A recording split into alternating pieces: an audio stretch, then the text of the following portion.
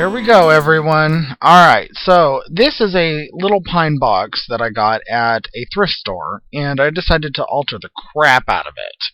So I am using some golden quinacridone nickel azo gold and some glazing fluid, a whole bunch of glazing fluid, and I am just going to paint this piece of scrapbook paper. And this is from a DCWV paper stack, and it's called the Texture and Finishes stack. And it just looks like a yellow crackle. So I just wanted to start with this as my base and then kind of tweak it from there. While I am doing that, I'm trying to reach for my ruler to measure how big this box is. And it is almost 12 inches by... and now I am glazing the edges of the boxes on the box on the outside and the inside. Not worrying too much about that that horizontal lip because it's going to get covered. So this box is about 12 inches by 10 inches, and it's approximately an inch and a half deep.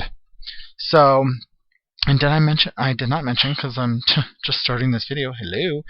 This box cost me about 50 cents to buy at the thrift shop. Of course, I put a lot more in product than that on it, but that's okay. So as you can see, I cut that paper out so that way the outside ridge would fit nicely on the outside of the box, and then the inside portion would sink down into the box. And now I'm just going back in with something. I don't think this is quinacridone nickel azo gold. It might be. I'll go back and look at it when it's all done, and I'll put a supply list on my my website, so you can go back and check out what colors I used. I'm sorry, I just used so much. Oh, this is golden. I think this is burnt sienna. Sorry. Now you don't have to check. It's burnt sienna. And I'm just going on and kind of brushing haphazardly. I'm trying to make it look like real wood. And in the end, I think I do a pretty dang good job. So I'm just brushing haphazardly on the inside, on the outside. Again, I like dark wood, so pine really doesn't do much for me. So I was like, I want to go with like a really deep cherry kind of color. So this is Silk's acrylic glaze, and it's black. I'm not sure what the fancy name is, but it's black. And since these are glazes already, I didn't need to add any glazing fluid. I just used what was on the cap and then just started brushing it out. And then I used a baby wipe just to remove some of the color. And there's even more on that little cap thing, so that's all I needed for this whole project. I'm so abusive to my brushes. I'm sure I've mentioned. So here goes the baby wipe where I'm removing some of the color. And what it does is it just makes the colors a little bit deeper, a little bit richer. Some areas still have a black tinge to them. And then I figured I had all of this paint still, so why not use it on the box? And this is where the cherry color really comes to life. Because cherry's got a little bit of it's a dark color. So yeah, it's reddish in tone, but it's pretty dark. I mean, it's a nice brown. So just brushed the whole thing with these silks. Oh my gosh, I love these silks. I did end up adding a little bit of glazing fluid. I don't know. I was just experimenting to see how they would act, but the finished product, the wood product. Sorry, sounded a little like Forrest Gump. The finished product, Jenny. It's my wife. The finished product is it looks a lot like real cherry wood. So it's actually kind of cool. I'm very proud of this box, I will have you know. So I'm using some Fabri-Tac and just gluing on that outside panel just right to the front, to that horizontal edge. This box, by the way, took me 2 full days of creating, about 6 hours each day. My actual footage time, because I don't record every single thing I do, my actual footage time was about 6.5 hours when I imported it. So this is a long video, but it could have been longer. So I cut the panel that goes, it's going to be sunk down into the box. I cut it off center and ran a black thread up and down each side to make it look like the zipper is stitched on. I have stitched zipper to paper before. It's not easy if you don't have a zipper foot, and I don't have a zipper foot. So that's why I decided to cheat and glue the zipper on, but first to add the stitching. So it gives the appearance that it's stitched on, but it's a lot easier than having to actually stitch. So on this box, you're going to see a lot of combination of Fabri-Tac and hot glue. I like that combination.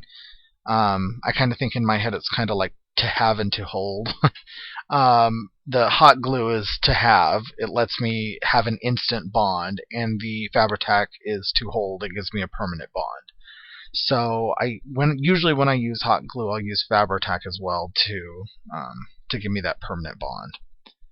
And I was just checking to see if the zipper would actually work. And this zipper I pulled off of an old bag that I was carrying at work, and it just finally gave way after about 3 years. And so I totally just shredded this bag to bits before I threw it away. I salvaged all the buckles on it and just everything. Yeah, and look, and I used it, so yay.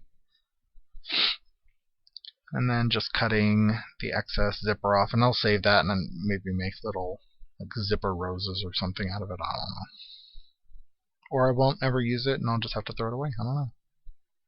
So there's my little zipper panel. And when I came into my craft room this day, when I started this, like I said, it took me 2 days, 2 different Sundays I worked on this. This is a piece of scrap paper. I'm sorry I don't know who the maker of this is. I want to say Bo Bunny. Don't quote me, but I'm pretty sure it's Bo Bunny. It's an older line. Etc.? Maybe it's their Etc. line. It's when I worked at a scrapbooking store I bought this. So when I came into my craft room, I knew I wanted to do something steampunk. I am like way loving steampunk, and more than just like gears and clock faces. Like I'm like really starting to like look at steampunk and what it's all about, and it's so interesting. I don't know that I could ever be one of the people that goes and like dresses up, and yeah, I don't think costume play is. I don't think that's for me, because everyone's all dressed up, and then no one's looking at me. I'll stick to my Lady Gaga concerts where I'm dressed up and the other people look like, cheap imitations of her, and I'm like all hardcore awesome. Yeah. Love that when people stop you to take pictures. Awesome. So as you can see on this, I just put a little bit of my distress ink onto my table and spritzed it with water and dipped the paper in just to give it an old funky finish. Then I'm using my Silks bottle, just the bottom, and tapping it onto, I think Vintage Photo was the color I was using, just to create some circles. Just trying to grunge up this paper just a little bit more. And the sad thing is I put all of this work into this back paper, and you really don't see very much of it. Maybe 4 or 5 inches on either side you get to see, but I think ultimately it's worth it, because the parts that you do see look really polished or grungy and not polished, as the case may be. So because I use so much water, I just ironed the back of these and a little bit on the front. It helps dry them and it helps flatten everything out. So I always have I bought a cheap iron at Walmart for like $10, and I never put water in it. I leave it hooked up to my craft room. So whenever I turn on I have a power strip under my desk. I mount it underneath the bottom of my desk. So when I come in, I just reach under my desk, flip the switch, and it turns on the power to my light, to my sewing machine, to my iron, to my heat gun, to all those things that I would normally use. And so they all start getting hot instantly or turn on. And that way, whenever I need to reach for them, I don't have to wait for it to heat up, because I hate waiting. So I'm using Distress Ink and Vintage Photo just to go around the edges, and did the same with the paper, the back of the paper panel. just in case anything's poking out. I didn't want white to be poking out. So this is walnut stain, and I am just going right around the very, very outside edge, just so it's even darker around the edges.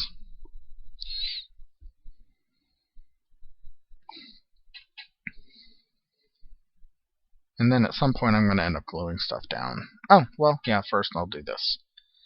So I just crumpled that paper all up. I know that the paper is very old and vintage looking anyway, but I wanted it even more so.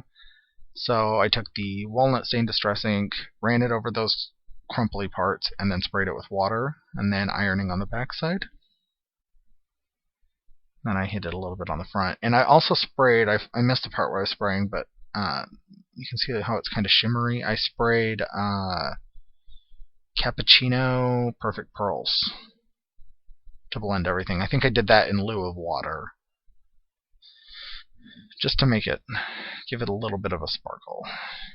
It's not terribly noticeable, but it's there. Yeah, if you look close, it's there. It's pretty. I just had to look because I didn't believe myself, but it's there.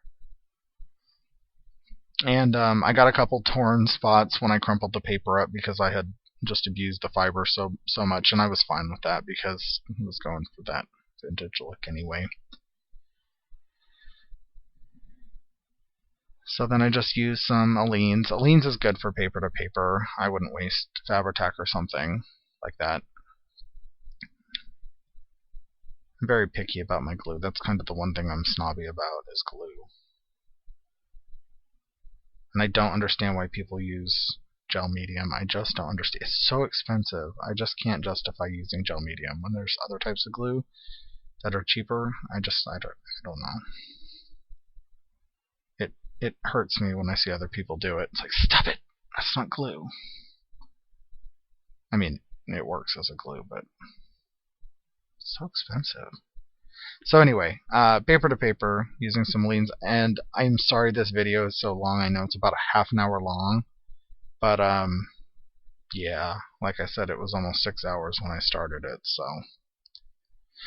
this is a Tim Holtz stamp and an archival ink pad in sepia, and I'm just using this, I don't know, funky looking swirly who's it stamp, and I am just stamping on this background just to give it a little bit more texture.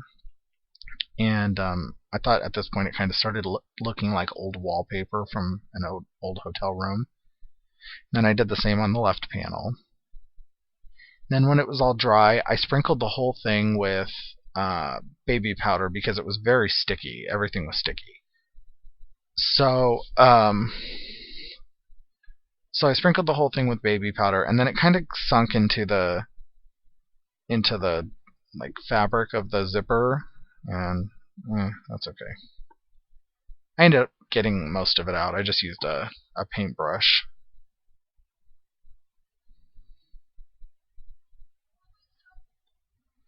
And okay, so this whole step is completely useless, but at least I could show you what it's all about, what it was doing. I'm using Donna Salazar mixed media inks in leather, and I stamped with the clock face, which is a Tim Holtz stamp, and then sprinkled a little bit of copper embossing powder and a little bit of clear embossing powder.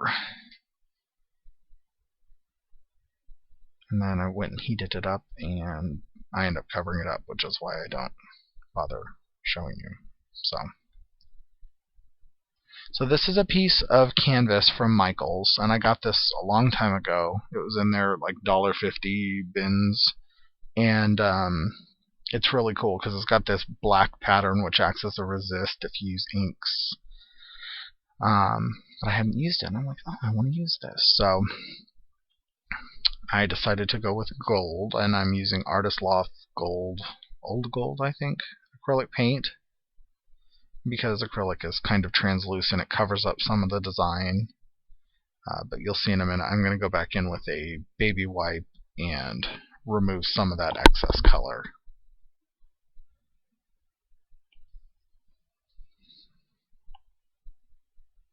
I feel like I should have sped this whole clip up. It's very slow. So by the time you guys see this video, it will probably be Monday the 16th, which is some holiday. President's Day? Question mark? So sorry I didn't get another video out on Sunday. I was busy doing nothing. It is what it is. Going to California next weekend, so it's kind of the calm before the storm. So let's see. Okay, so this is more of that black silk acrylic glaze. And I added even a little bit more glazing fluid because I wanted it to be a little bit lighter than the actual color. The colors are really intense. I wanted to slow down that drying time as much as possible. Going back in with the baby wipe and just removing some of the color, spreading some of the color around. As you can see, I didn't use very much of the color at all. So then, since I'm gluing down a heavy-duty fabric, I am using Fabri-Tac.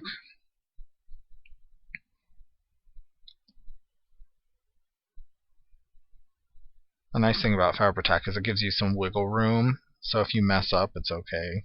You can kind of shift it around a little bit. But it does dry pretty quickly. But you do have some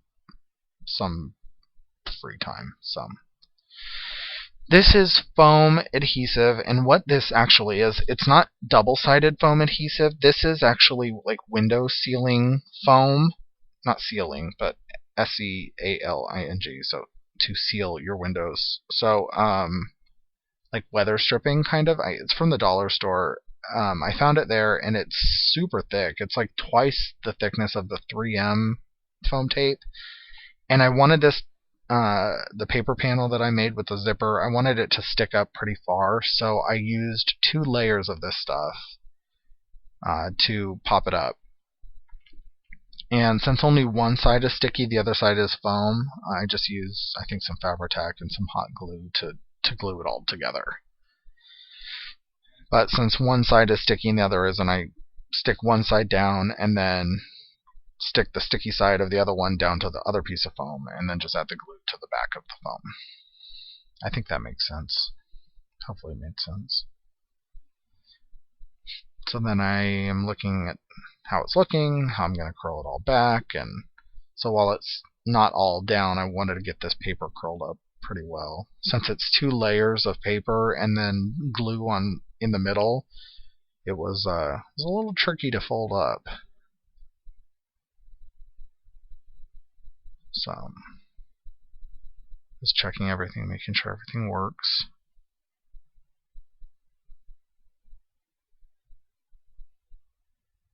More Fabri-Tac.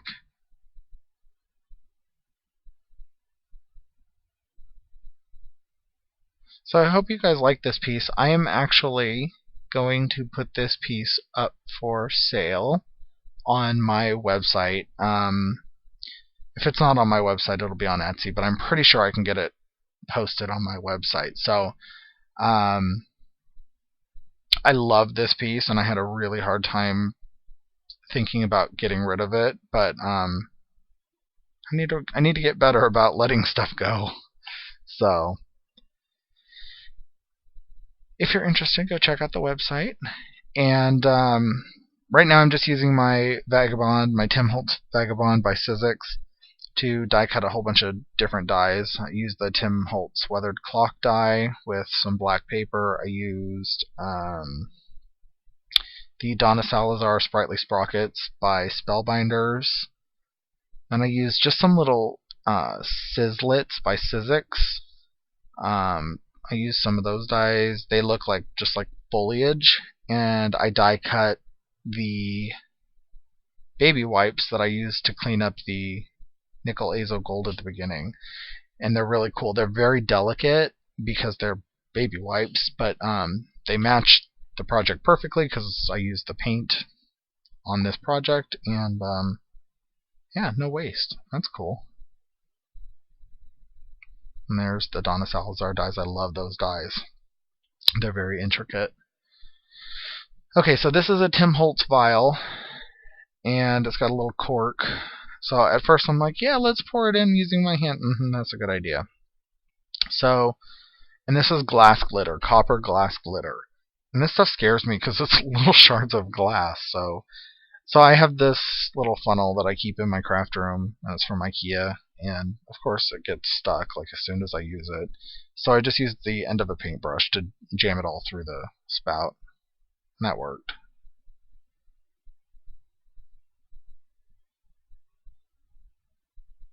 Cleaning up the little shards of glass.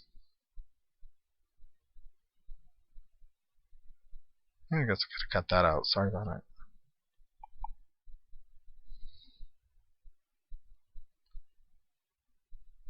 So then to seal up that cork, I didn't want that cork to come out of the vial, so I just put a little bit of Fabri-Tac around it and shoved the cork down in there. And then here I am using, and don't do as I do because I didn't know at the time, but I'm using Rub and Buff in gold, or I think just gold leaf. And I'm just antiquing some of this black paper, some of these die cuts that I made. And don't use your hands with Rub and Buff. Apparently it's not overly good for your hands or like life. So yeah, don't do it. Throw on some gloves or something. So don't do as I'm doing here. Warning, don't try this at home. I should put up a big flashy thing. But that helped to bring all those pieces together, because even though they're not being covered up perfectly, it helps make them all go together, because some of them are different colors of metal, like metallic paper I cut out, but it helped them to go. So then I just stuck a little piece of that foam adhesive down just to help keep this vial in place since it's round. So the little piece of adhesive is just over to one side to act as a bumper. And then I just used some Fabri-Tac to help glue the bottle in place. And this is where having giant hands does not come in handy, by the way. All this little intricate stuff, yeah, not very helpful. These little foliage things, these are the baby wipes that had acrylic paint. And since they were so delicate, I decided to put a layer of fluid matte medium on them just to give them a little bit more sturdiness. I was thinking about using stiffened stuff, but I didn't want to get it out. The matte medium was right there. And that was just all leftover paint, so I didn't have to color them or anything.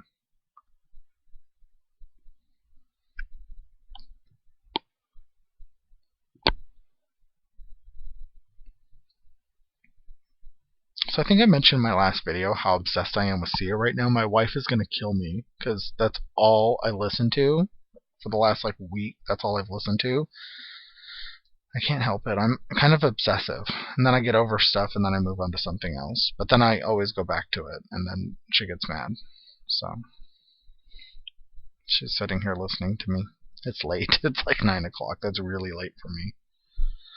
So that little black meshy thing is a piece of black mesh, and my dog had chewed it up, and I'm like, great. Well, now it's got actually some really cool movement in it. So, yeah. So I'm taking a piece of thick wire, and I'm wrapping this little copper wire around it, and this comes out really cool. It looks like some kind of steam coil or something, which kind of fit the whole steampunk theme. So I'm just twisting the base wire where the wrapped wire already is and just letting it feed onto it and then just pulling it tight. That, I'm not going to lie, that kind of hurt my fingers doing that, but it was worth it. It looked pretty good. So this is a facet from Tim Holtz, and at this point I kind of had one of those light bulbs go off in my head because I knew what was going to happen. And I said light bulb, and you'll see why in a minute. But I really did. I had this epiphany, and I'm like, I know what I want to do.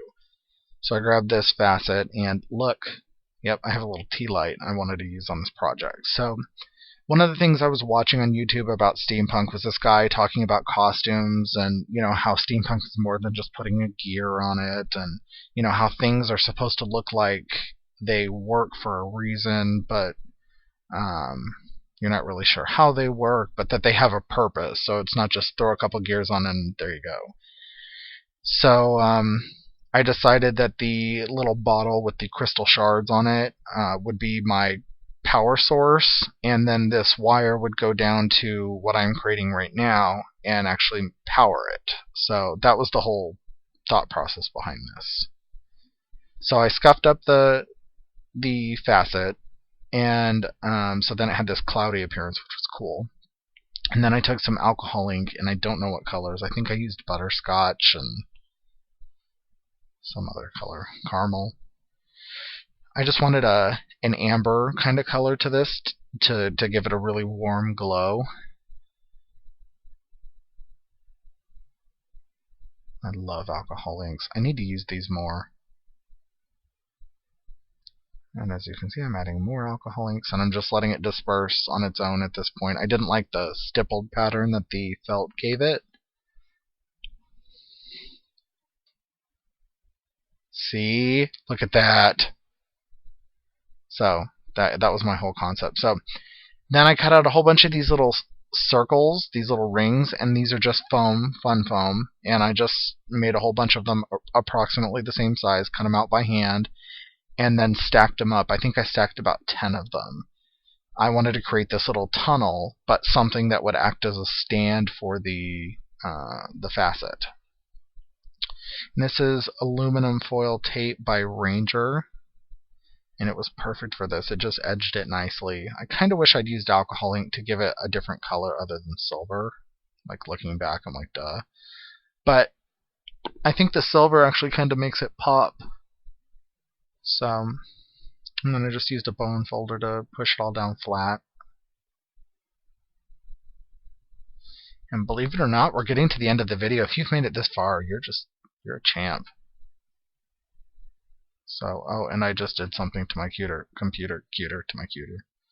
No, I don't want to update Adobe or whatever. Go away. God, how many times does Adobe have to update? So then I cut down this piece of leather I got from Michael's. In the leather section at the very bottom, there was a bag of like leather scraps, and it was $6 for the whole bag. And there were these thick pieces and small pieces, so I grabbed that. And then I got these typewriter key looking alphabets. It's by Recollections, and it was on clearance at my Michael's for like $3. And I was like, oh my god, I need these for this project. And I was working on it that day, so perfect. So then I cut out all the letters. I did not cut them out perfectly. I wasn't overly concerned about it. But then when I was in California a month ago, I went to that California or Long Beach Depot for Reuse or Creative Reuse or whatever it's called. It's got a big long name. And they had these Making Memories typewriter key kits, and it came with little enamel dots. You can kind of see them at the top of the screen there. And the enamel sticker things did not work at all. They popped right off. I'm like, oh, well, that's dumb. I'll make my own though. So I am gluing these onto the typewriter key brads that the kit came with. Like I said, just a little bit of hot glue just to keep them on. I need to get away from using hot glue with metal. It's not a good combo. Usually I use Fabri-Tac with metal, but... And I stamped those using Mixed Media Inks by Donna Salazar in black. And then I cut the brads off the back of these, so that way they were just flat. And I'm using sepia accents to create the enamel, since I didn't like the stickers that it came with.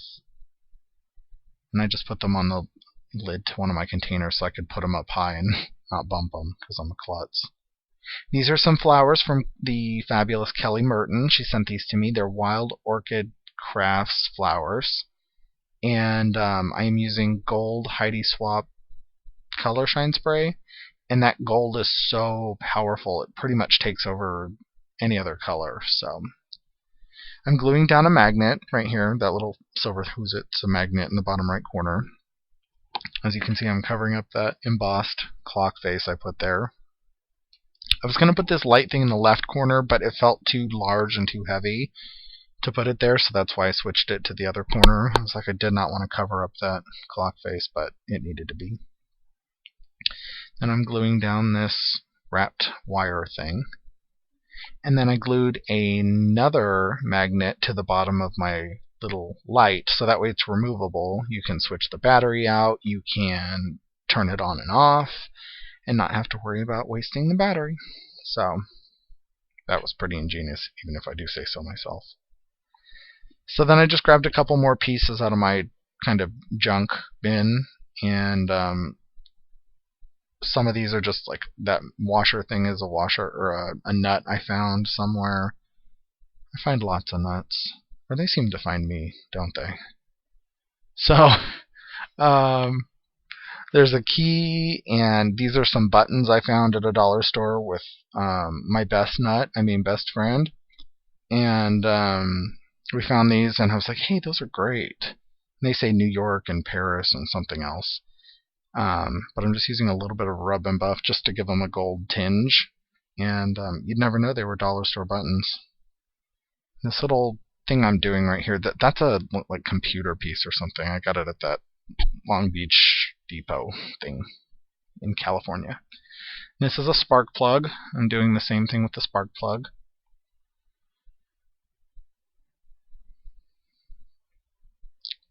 And I used an old nasty brush. Don't use a good brush with rub and buff. It'll ruin your brush. So it was just I have so many brushes, and a lot of them are just cheap ones I got from kits or whatever for my kid. So now it's time to assemble everything. I'm putting that nut in place and some Fabri-Tac. And then this is, I think, the little computer piece. Yeah. And I just slip that right into the nut. And I'm using the hot glue to act as a shim between the nut and the computer piece to help keep it in place.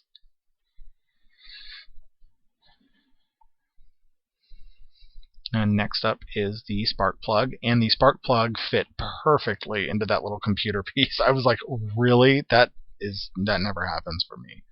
I always have to find a way to shim them up or something, but it just fit. So then I took the end of that wrapped wire and wrapped it around the spark plug to make it look like it was conducting electricity through it. So the whole concept there is that the vial of copper crystals kind of powers the unit next to it, and then the unit next to it sends the wire down to the light at the bottom.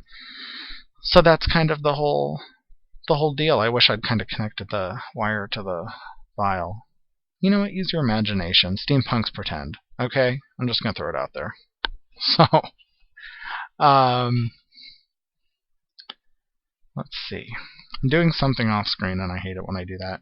Oh, so I'm hot gluing these little baby white flower things. Like I said, they're very delicate, but they really add a nice touch because everything on this piece is very heavy. It's very metallic, and then this little spray of foliage is really nice to lighten it up. I'm playing with all the other stuff I've made to see where I'm going to add stuff, if I'm going to add stuff. So when I cut the clock piece that is up in the top center spot in the background, the leftover is what I glued down in the bottom left-hand corner. So I don't like to waste.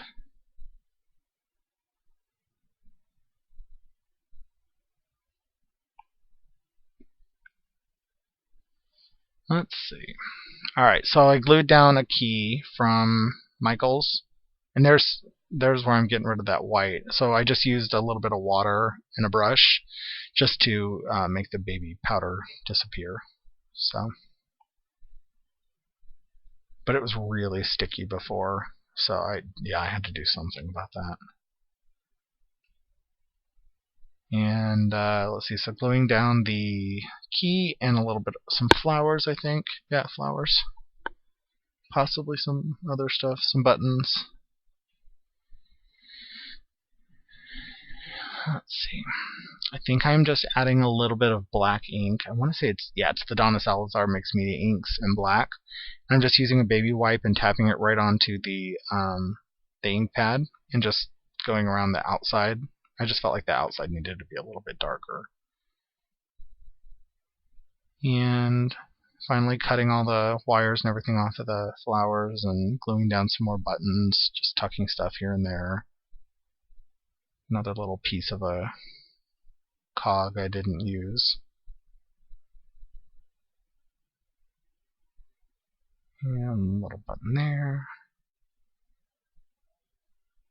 And in the final piece, there you can see it flickering. I love that whole flicker effect. It's so cool. In the final piece, I did end up bending the wire a little bit to make it look kinked. There you can see it. So I thought it came out pretty cool. And that little lit thing, oh, so cool. So that leather, I pierced the holes with my Tim Holtz craft pick. I need to get an awl because that did not work very nicely. But and then I just hand stitched it with thread that I had like folded over and forced, so that when it actually went through, it was like 8 strands thick. And I think it came out really cool looking. So then I glued down the Imagine with some Fabri-Tac, those typewriter key looking things that I made, and that's it. That's the whole project. Thank you for sticking it out this far. If you have, I'm impressed. And I hope you like the project. Like I said, it is going to be up for sale on my website or my Etsy shop. So there's the actual real color of the box and the painted color. So came out great. Talk to y'all later. Bye.